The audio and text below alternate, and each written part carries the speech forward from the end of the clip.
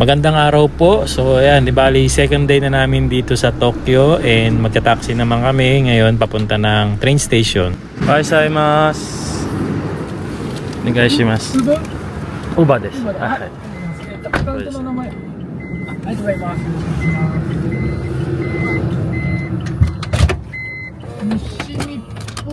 駅です。はい。お願いします。After 10 minutes, ayan, nakarating na kami sa train station. So, ayan, tatawid naman tayo.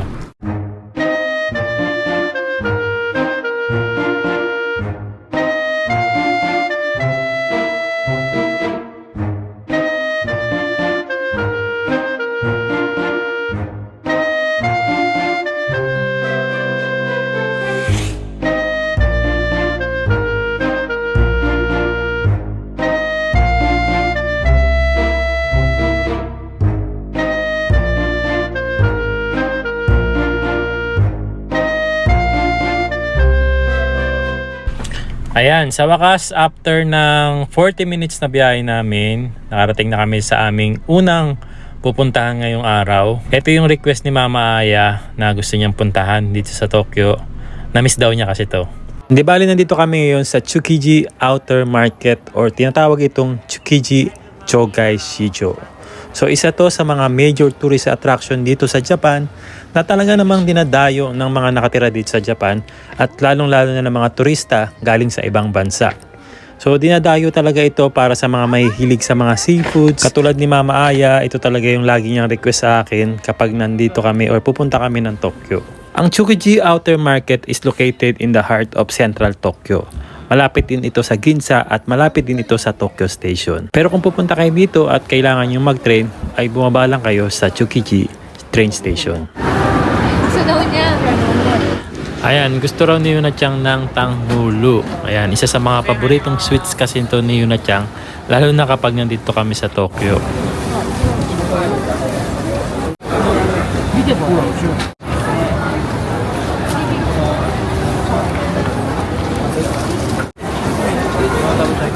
いいなぁ。パンも食べる？大丈夫よ。タンホール。White and red strawberry. あ、噛めない。Candied strawberries and white strawberry, 800. お、すごい。美味しい? So hindi pa tayo nakakarating dun sa pinaka main road kung saan mas maraming bilihan ng mga seafoods. May mga madadaanan na tayo rito, mga tindahan na kung saan pinipilahan din talaga or parang sikat talaga siya. Ito, napansin namin ito, sobrang daming tao nakapila at kumakain dito. Para siyang beef stew na sikat dito. Tingnan natin kung matatry natin mamaya. Pero ang una namin gustong puntahan sana is yung pinaka main road nila kung saan mas maraming seafoods na nagtitinda. Ayan, kung mapapansin nyo, sobrang daming tao kasi talagang pinupuntahan ito. Na talagang dinadayo talaga ito. And napansin namin talaga iba-ibang lahi talaga ang pumupunta rito. Meron din tayong mga kababayan na pumupunta talaga at binibisita talaga tong lugar na to dahil sa masasarap nilang seafoods. Ayan, ang una natin bibiliin itong ika or pusit. For 600 yen, ayan, isang piraso. So ito yung request ni Kuya Eiji. Ayan, bili muna tayo. Ikayaki yun, onegaishimasu. Hi. Ayan, sa katabi naman ito, merong nagtitinda ng mga A5 Wagyu Ramen. So first time natin matitikman to, kaya try na rin natin. Ayan, di bali A5 Wagyu siya for 2,500 yen. Ayan, luto na yung order natin na ikayaki para kay Kuya Eiji. So ayan, bigay na natin muna ito kay Kuya Eiji. Ayan, di bali ito yung itsura ng A5 Wagyu na ilalagay nila sa ramen na in-order natin. Mukhang sulit na yung 2,500 sa ganung kalaki ng A5 Wagyu.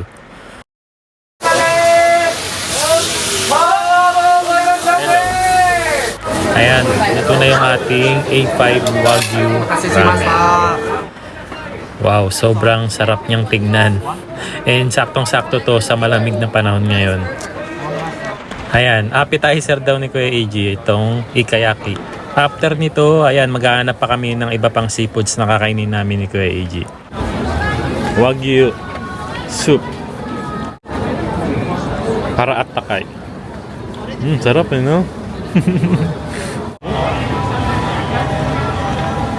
Wagyu.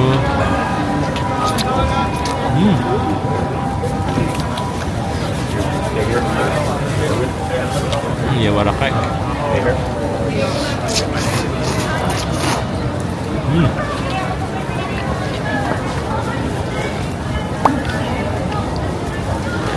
Mamaya naman sa kasi Yuna-chan, nandito sila nakapila ngayon sa Tamagoyaki. Gusto raw ni Yuna-chan kumain muna ng Tamagoyaki.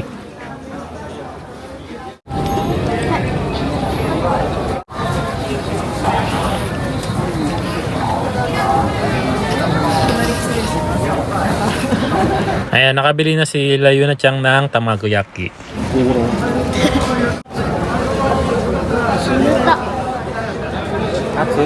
冷たい。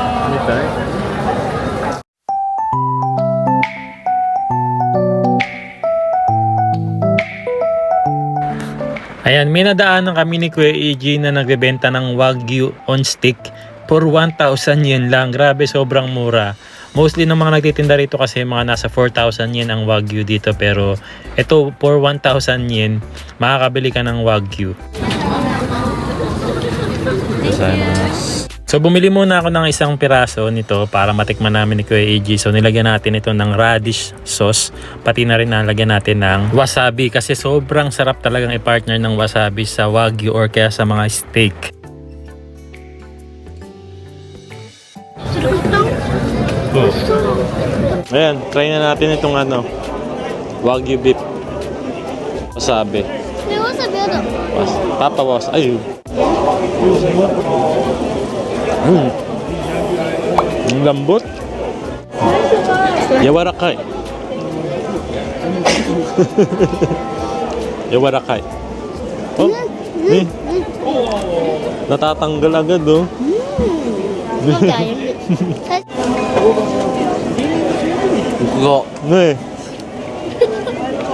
Ayan, so naghiwalay muna kami, kasama ko si Kuya EG, si Yuna-chan naman kasama niya si Mama Aya. Tapos kami ni Kuya EG, naghahanap kami ng mga seafoods. Nakita namin itong mga bilihan ng mga seafoods na merong lobster, merong kani or king crab, meron ding may mga kaki. Ayan, so sabi ko try natin itong lobster kasi matagal ko nang gustong kumain ng lobster talaga eh. So sana masarap dito. And si Kuya EG naman ang in-order niya yung malaking kaki, tapos umorder din siya ng salmon and salmon raw na merong kanin. Ayan.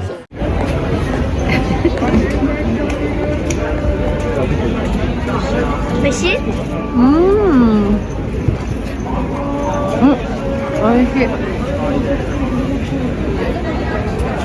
Ayan, eto na yung order ni Kuya EG na kaki. Isa lang talaga yung order namin, ginawang dalawa. So, dahil mayroon tayong kababayan na nagtatrabaho dito, yan, shoutout po sa inyo dyan. Ayan o. Oo, ha?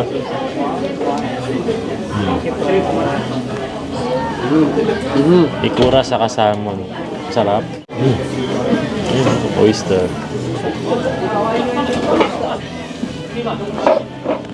Ayun nga. Sarap.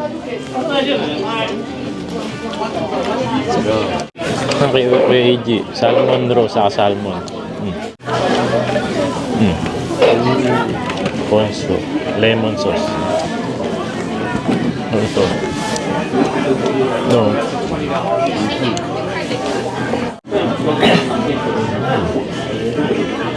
Hintayin na lang natin yung lobster natin. Yun yung pinaka gusto ko talagang kainin dito.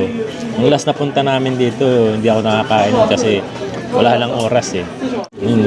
First time ko kumakain. Grabe oh.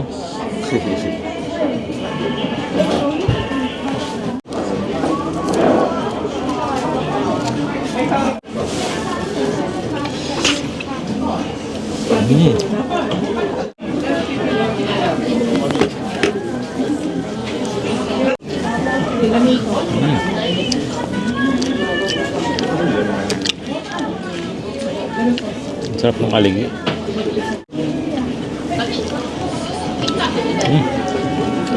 Ayan, shoutout sa mga kababayan natin na nagtatrabaho dito. Salamat sa inyo.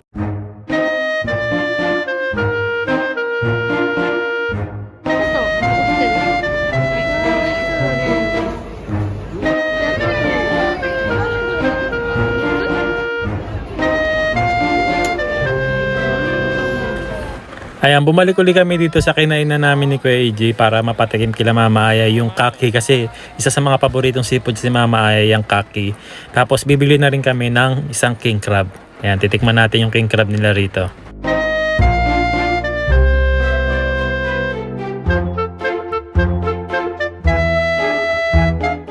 Diba? Dalawa nga. Ginagawa niyang dalawa. Isa lang talaga yun. Kanina rin ginawa rin dalawa eh.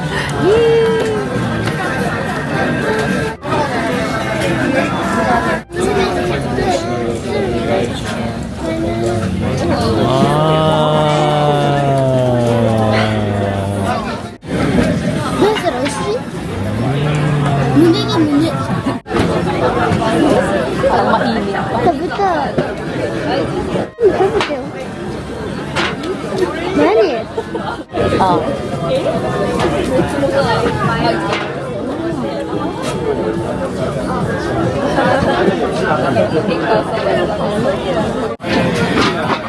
Sabi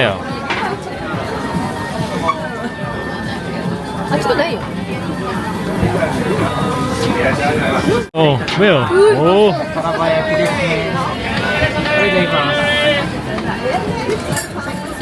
하이, 아리가또 고자이마스.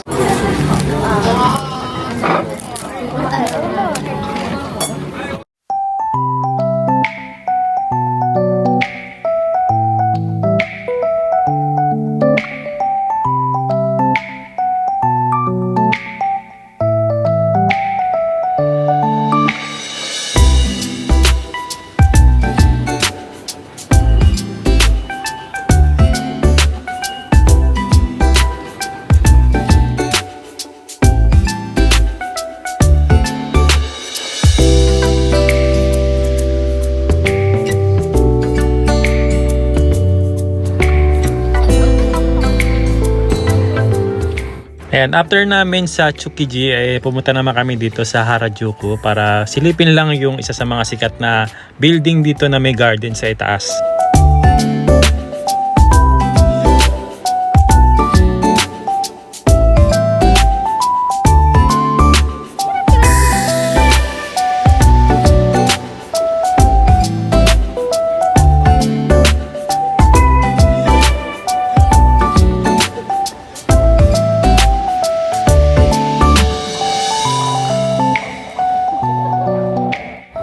Gaga.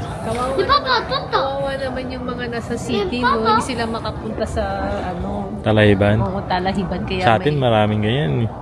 kaya may konting ganito. At least parang ma-feel mo lang ba na nasa province ka kahit papano. Sa loob ng building na to, sobrang daming iba't ibang klase ng restaurant na pagpipilian mo. Medyo pricey lang sa tingin ko kaya hindi na kami kumain dito. Nakita tayo sa taas, pakita namin sa inyo yung itsura ng garden dito sa taas mismo ng building. Na sobrang na-amaze kami kapag nakikita namin kasi sa mga video. 길에 짱구를. 짱구다.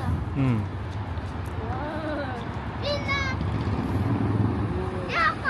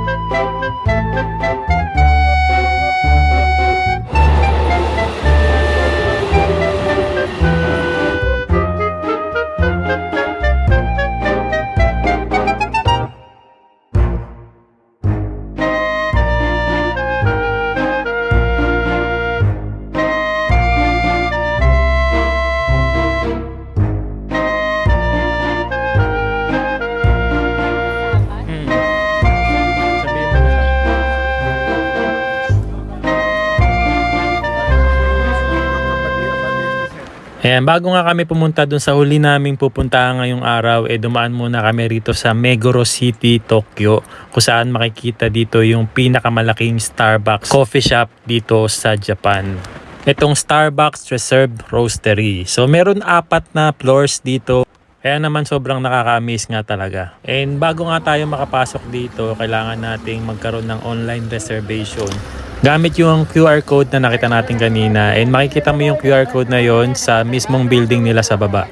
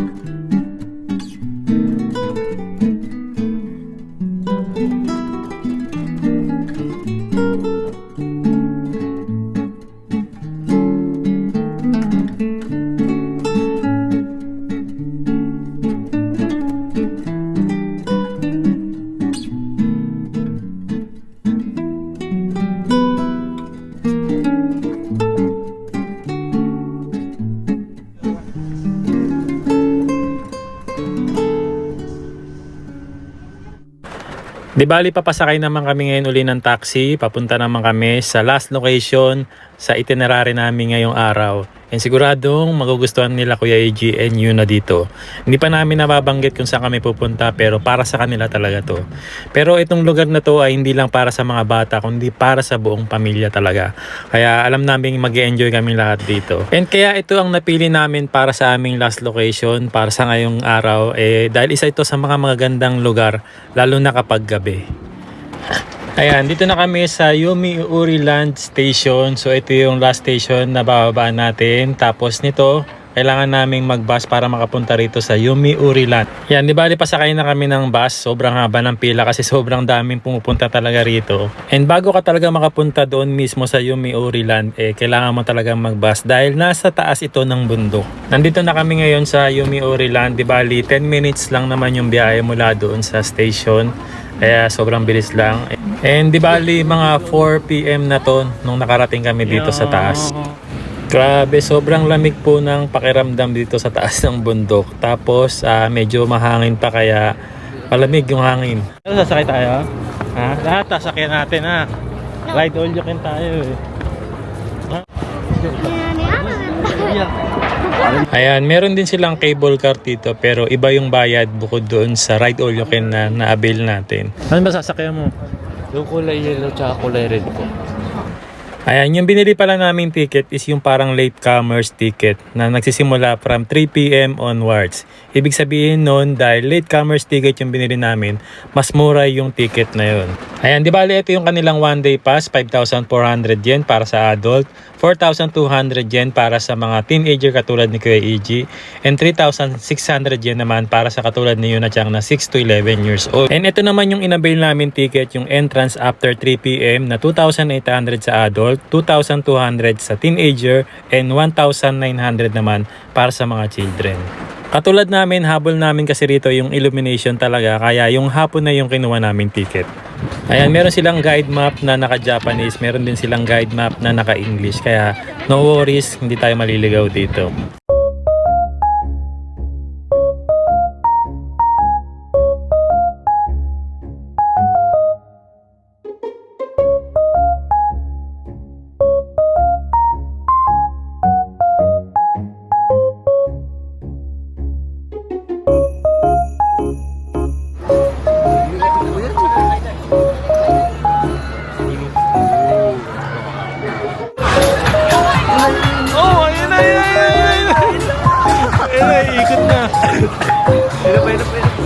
Ikot na yan, iikot na.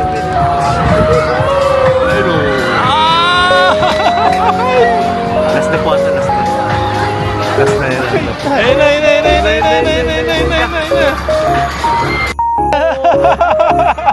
Oh! Lulululu!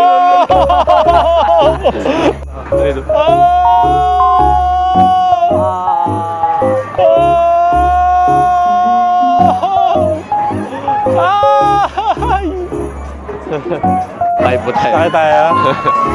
Kaya ba natin?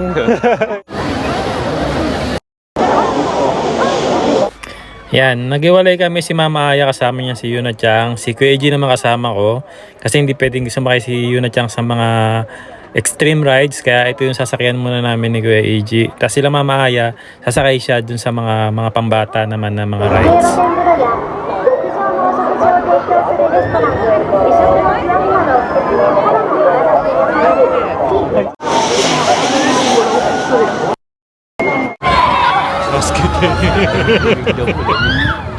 Basket ba?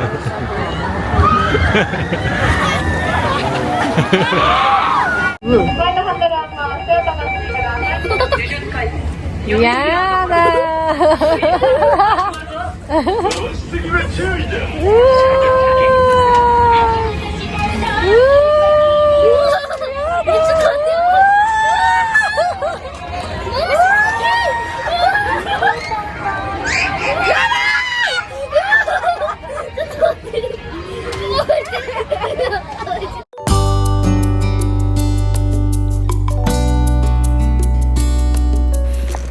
Big time sila rito. Ngayon lang ako nakakita ng theme park na dalawa ang Ferris wheel.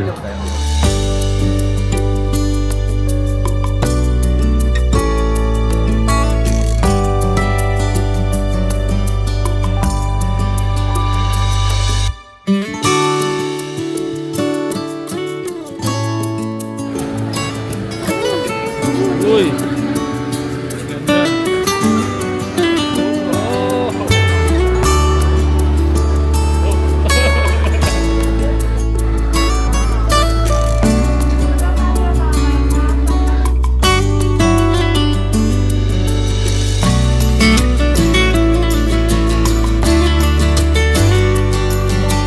Ito naman yung sasakyan ni Mama Aya sa kanina Yuna Chang. So pwede rito 90 cm and above. And kung wala kayong ticket na ride all you can, 300 yen lang yung rides dito.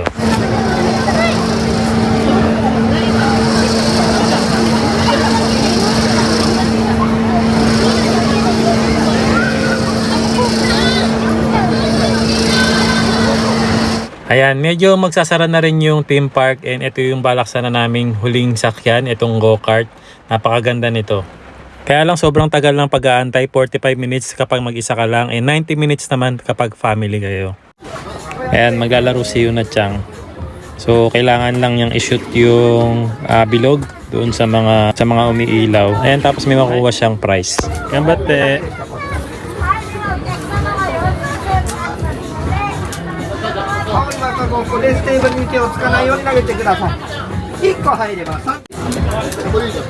So, sunod kita. Oh! Gambare! Ah! Moto. あっちの残念賞って書いてあるところから1個もらってください。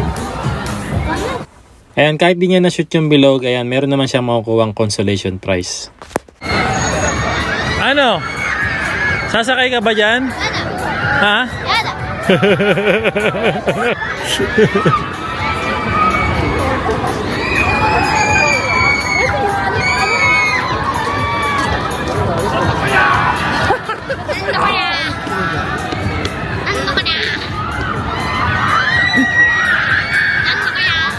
Ayan, so di bali dito na po magtatapos yung video natin para sa aming pangalawang araw ng bakasyon dito sa Tokyo, Japan.